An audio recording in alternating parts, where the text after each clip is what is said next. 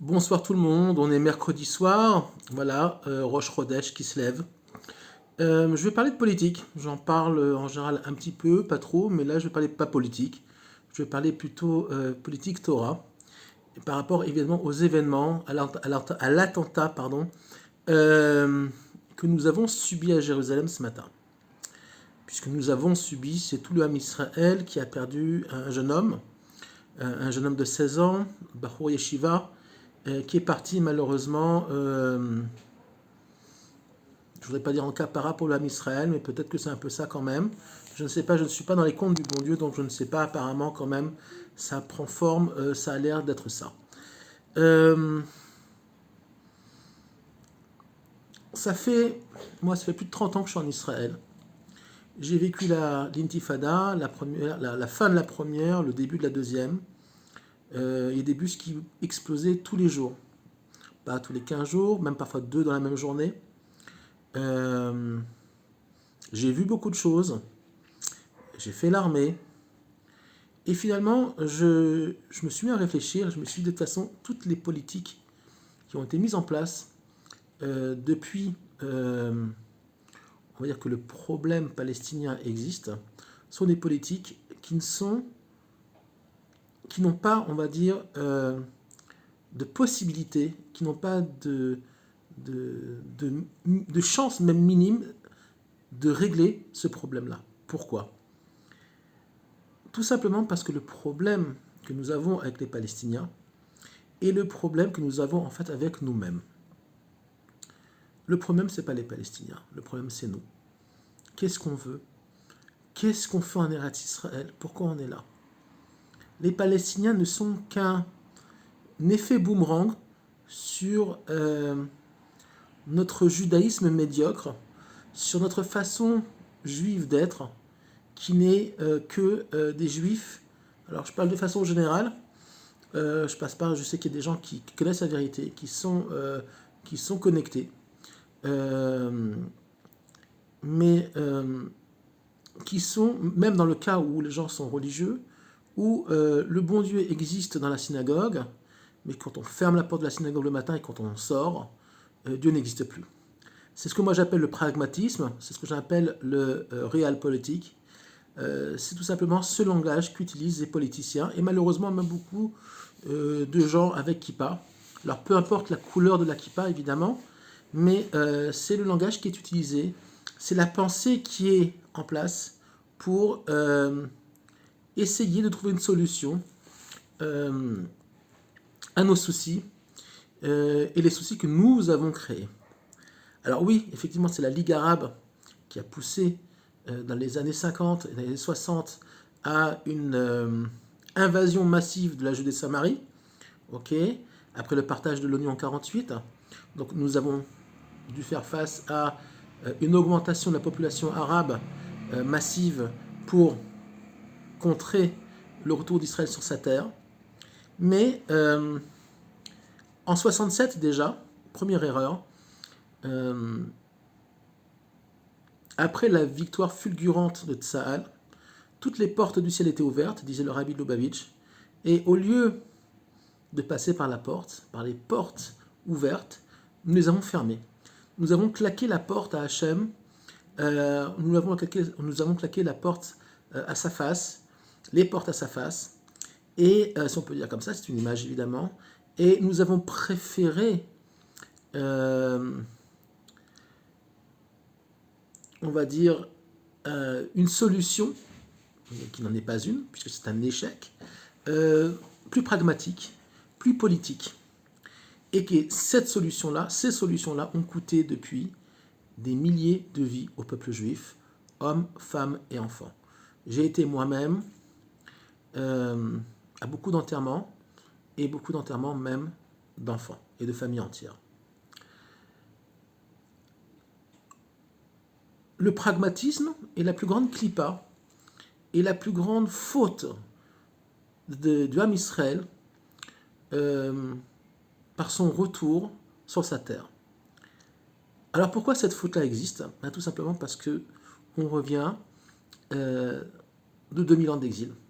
On revient avec des mentalités d'exilés, des mentalités de gens abîmés à travers l'histoire, à travers les âges. Nous avons perdu tout simplement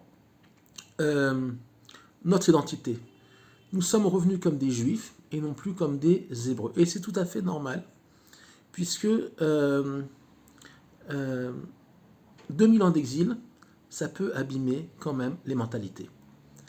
Et nous subissons actuellement, on va dire, le retour du boomerang, si on peut dire comme ça, de ces faiblesses-là, de cette mentalité d'esclave, de cette mentalité d'exilé que nous avons traîné avec nous, non pas que pendant 2000 ans d'exil, mais même pendant la sortie d'Égypte.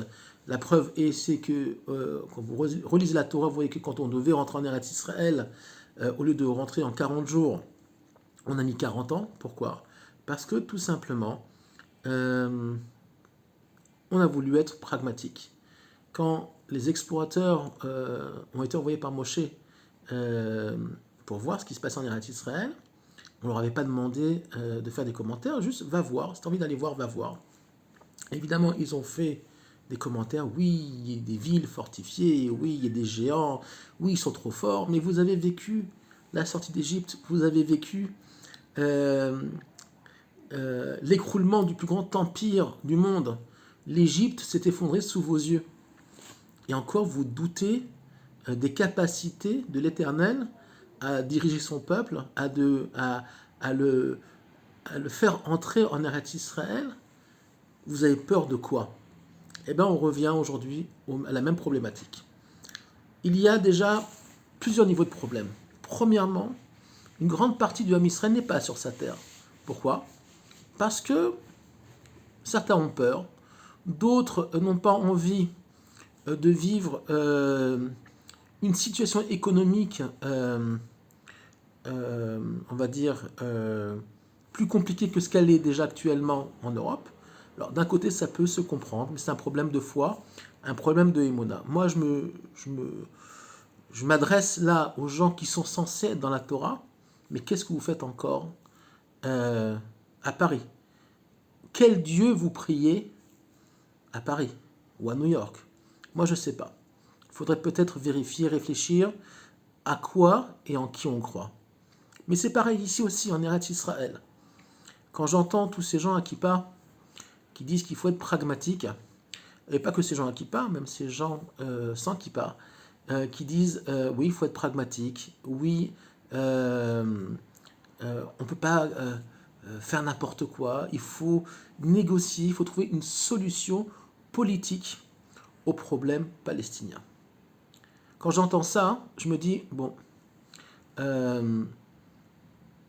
nous avons raté encore le coche, pour le moment en tout cas, et ils n'ont toujours pas compris qu'il n'y a pas de solution politique au problème palestinien.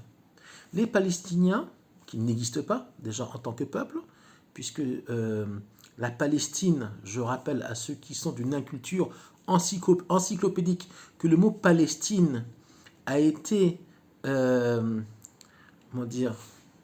mis en place par Titus, entre autres, pour déraciner idéologiquement, politiquement, spirituellement le peuple juif de sa terre, d'accord? C'était le royaume de Judée, le royaume d'Israël. Il a déporté en Espagne et en Germania, qui est l'Allemagne d'aujourd'hui, la population juive, les gens qui étaient proches du roi David, quoi, pas du roi David, mais de la famille de David, et des rois d'Israël et les Kohanim et les Lévim, beaucoup ont été déportés en Espagne, vendus comme esclaves, après la destruction du Second Temple. Une partie a été déportée on va dire en Europe de l'Est, ce qui est l'Allemagne à peu près aujourd'hui. Et une autre partie est restée en Eretz Israël un petit peu, et d'autres se sont même éparpillés au Moyen-Orient, et même voire en Extrême-Orient, mais c'était déjà beaucoup plus tôt, c'était déjà après la destruction du premier temple. Donc, le mot Palestine vient du mot philistin, d'accord? Et les Philistins étant un peuple qui a disparu depuis déjà bien longtemps, et qui ont été vaincus par David, et qui est un non-sens, on va dire, historique. C'est un des plus grands mensonges, on va dire, depuis 2000 ans. Et puis surtout, un mensonge qui a été, on va dire, poussé à son paroxysme ces 75 dernières années, 80 dernières années. Donc on a créé les nations du monde, la Ligue arabe, ont créé une identité mensongère qui s'appelle les Palestiniens. Alors déjà, on a un problème. Est-ce qu'on peut traiter avec le mensonge? Ben non. Pourquoi? Parce qu'on dit en hébreu, la sheker en raglaim, le mensonge n'a pas de jambes. Tout simplement, ce monde-là dans lequel on vit ne supporte pas le mensonge. Alors, on peut se mentir à soi-même, on peut mentir aux autres, mais à un moment donné, ça passe pas. Ben là, c'est pareil. On voit bien qu'on tourne en rond. Alors on va partir d'une époque, on va dire depuis, allez, 40 ans, ok, on tourne en rond. On a tout essayé, les accords d'Oslo. On s'est aperçu que finalement l'auteur des attentats, l'origine des attentats après les accords d'Oslo, c'était celui avec qui on avait signé les accords de paix, à savoir Arafat, qui brûle en enfer, pourriture, pédophile, assassin d'enfants juifs, assassin d'enfants arabes qu'il a violé. Okay, c'est une ordure monumentale. Mais pas que lui. Ses sbires qui sont autour de lui sont pas mieux que lui. Donc c'est avec ça qu'on a fait un traité. Et évidemment, il nous l'a bien rendu puisqu'on a fait un traité. D'un autre côté, on a su très rapidement que l'investigateur des attentats, après les accords d'Oslo et pendant les accords d'Oslo, c'était lui-même. Donc déjà, bon, sans commentaire. Mais ça fait quoi? 30 ans, les accords d'Oslo. Ça fait 30 ans qu'on tourne en rond. Ils n'ont toujours pas compris que il n'y a pas de possibilité d'accord politique. D'abord, pourquoi? Et là, je vais être obligé de me positionner sur un point ou des points spirituels. La terre d'Israël n'admet pas, d'accord, un autre peuple que le peuple juif sur sa terre.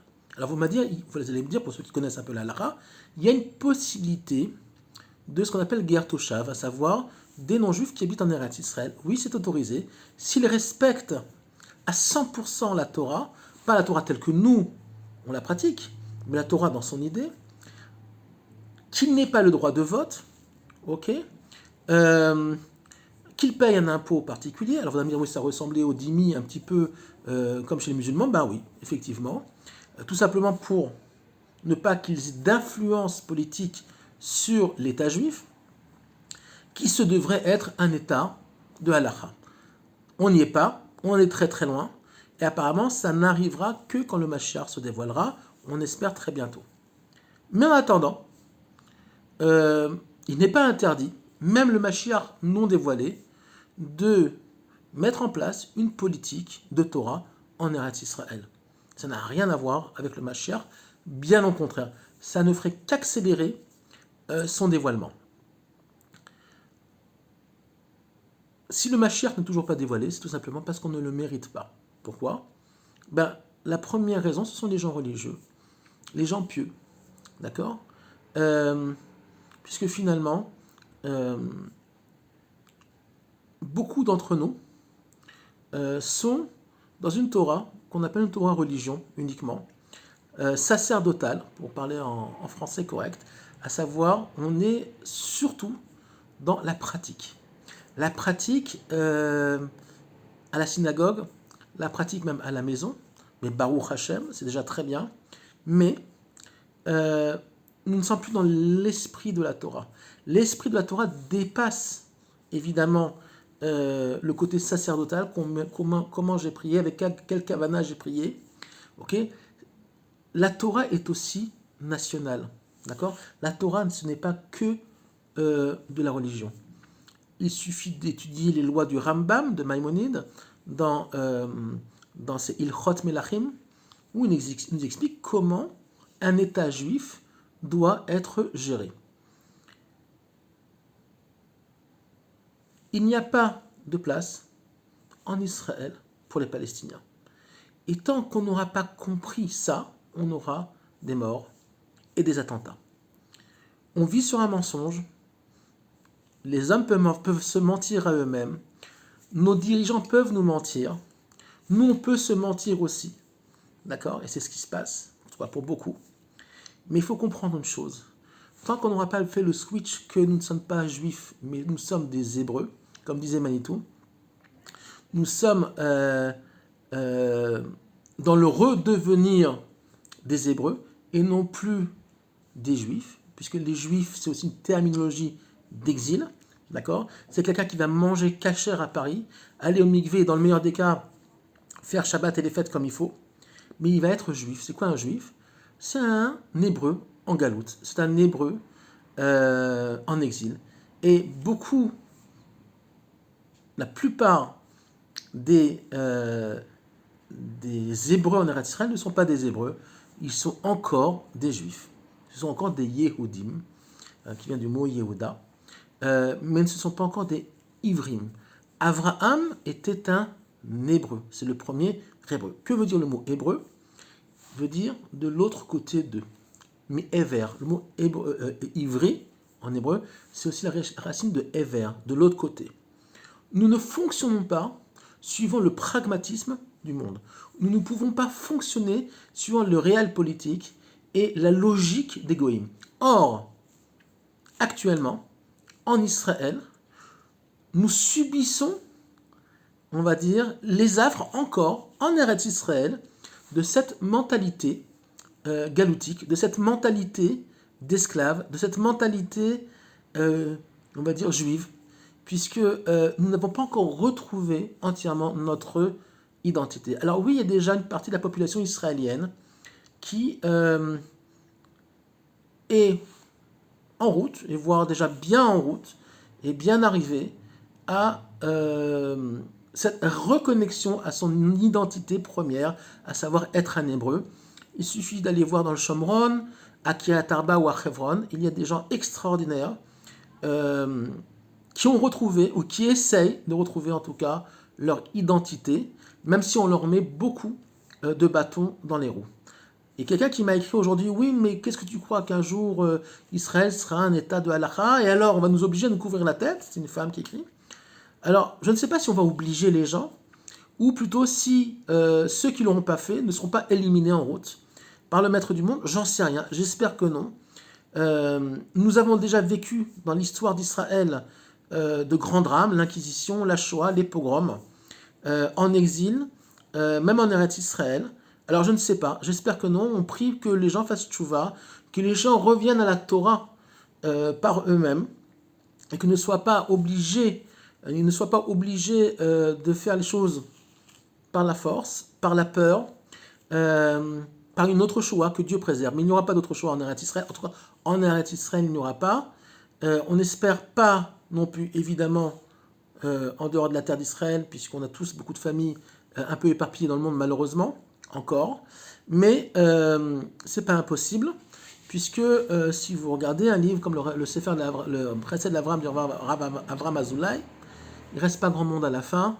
Il y a encore un grand tri qui va se faire. Et on espère que ce tri ne se fera pas et que les gens feront tchouva dans la simcha, dans la joie, et par leur propre volonté, et pas parce qu'ils auront compris, après des coups de bâton et des coups de chaîne et des coups de couteau, que finalement, il faut faire tchouva et que Hachem nous attend. Le Ham Israël attend le Mashiach, mais c'est le Mashiach qui nous attend, on le sait très bien. On est très en retard sur la Géoula, mais quand on voit et quand on entend, par exemple, j'ai plus la télé, mais chez ma mère, j'ai vu qu'il y a la télé, il y a I24, j'ai regardé I24, je dis mais ils n'ont toujours pas compris. Ils ont fait venir les plus grands spécialistes, que je ne dirai pas de nom, parce que ce sont tous des gens respectables, et on les aime même s'ils disent des conneries, mais il n'y en a pas un qui a dit un truc intelligent. Il n'y en a pas un. Ils parlent tous de solutions pragmatiques, de réflexion. Non, il faut montrer qu'en face, je parle par rapport aux Arabes, que finalement, on est des gens extrêmement dangereux. Voilà. Mais ça ne peut pas se passer individuellement, que Dieu préserve. Que Dieu préserve. C'est quelque chose qui doit se passer au niveau des dirigeants de l'État qui vont prendre de bonnes décisions et qui vont ruer dans les brancards, peu importe ce que diront les Américains, peu importe ce que diront les Français et les Européens, puisque je dis que la France est le deuxième pays au monde qui finance le plus, il faut savoir, l'autorité palestinienne. Ils ont jeté plus de 300 millions d'euros ces derniers temps pour aider cette autoritaire terroriste qu'on appelle l'autorité palestinienne. Oui, effectivement, alors Israël, le Shabak, etc., ils sont en collaboration avec eux et ils nous aident. Ils nous aident parce qu'ils sont là et parce qu'ils ont aussi des intérêts à rester en place. Ils vivent comme des rois. D'accord. Il y a une oligarchie palestinienne qui roule en Mercedes 500, en gros 4x4. Ils n'ont pas envie, sur les frais des impôts français et des impôts de l'Union européenne, ils n'ont pas envie, évidemment, que tout ça saute. Ils vivent comme des rois, comme des nababs. Donc, évidemment qu'ils coopèrent un peu. Mais ce n'est pas le but.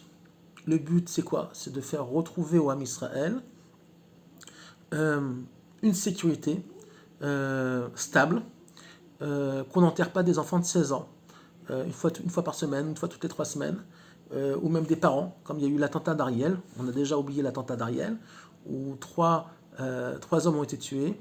Ça a fait plus de 5 orphelins. Voilà, on a déjà oublié, malheureusement, et c'était pas avec une bombe, c'était à coup de couteau et avec voiture bélier.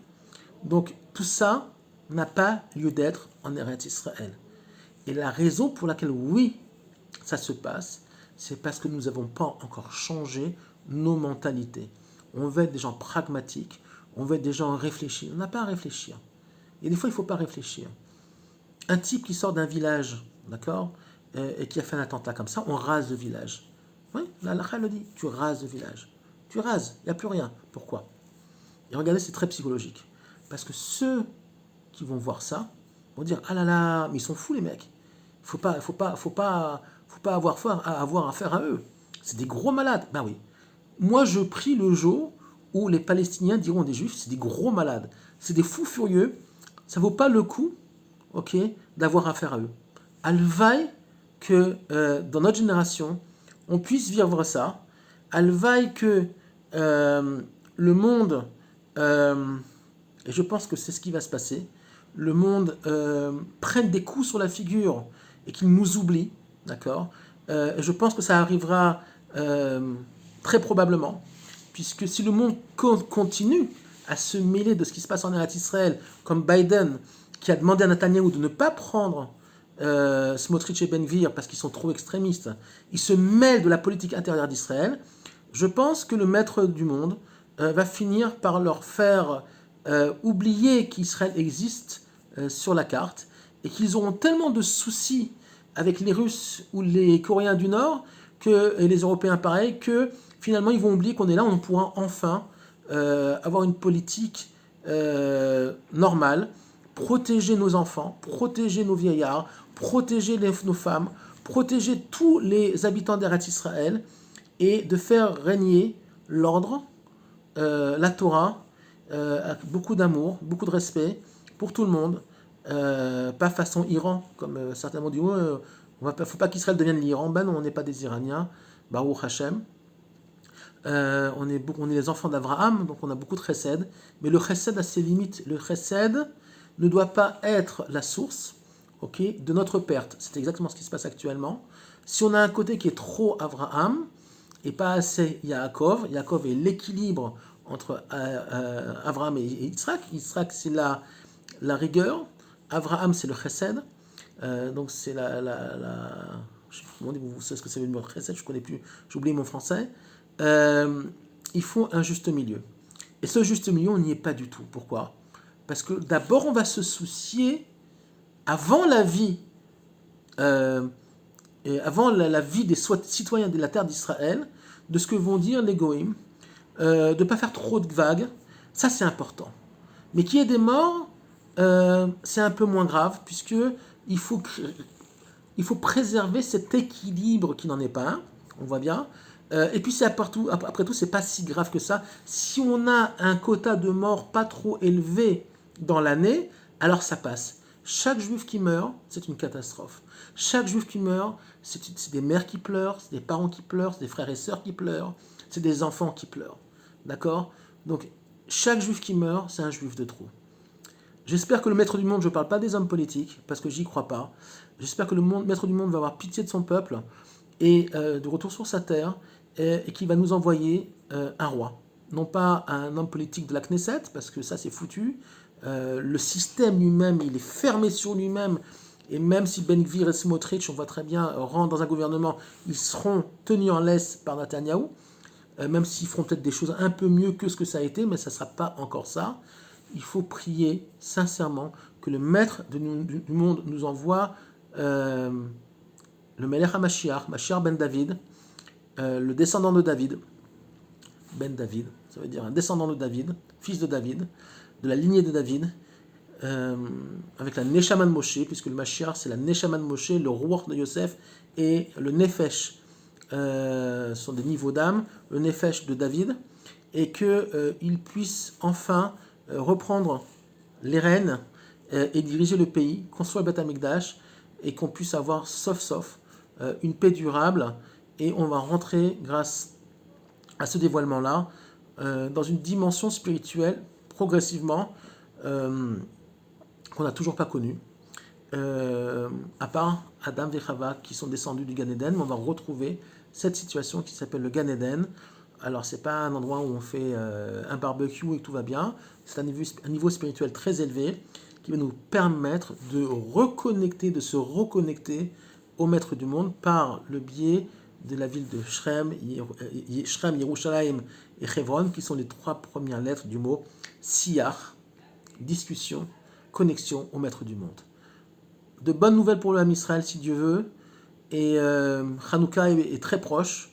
On espère de grandes lumières avec le dévoilement du Mashiach très très bientôt. De bonnes nouvelles. Shabbat Shalom.